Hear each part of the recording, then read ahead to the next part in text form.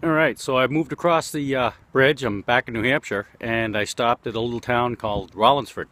Rollinsford, New Hampshire is one of those small little towns. It got started by farming, and the farming was really the industry in this little teeny tiny town until they decided that they were going to kind of industrialize it.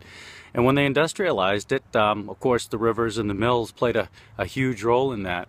One of the interesting things that happens in New England is we start to really get a lot of immigration in this country, especially from Canada. And as you guys are going to find out, the Canadian influence in this part of the world is huge. New England became very, very much the focus of immigration from both the French first and then the Irish later. Anyway, I come to Rollinsford for one reason, right there. What you see right here is I'm standing right at a church. It's called St. Mary's Church.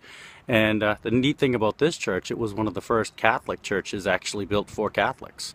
And while the religion was known and it was practiced, New Hampshire didn't really have a Catholic church until this one was actually built in the 1830s. And so this is the first time a Catholic church that kind of met the needs of all the French Canadians that were now working in Rollinsford. This is where they came to worship on Sundays. So as you can see, kind of a cool little brick church. And behind me, if you turn around, you can actually see it's not too terribly far from the old mill complex.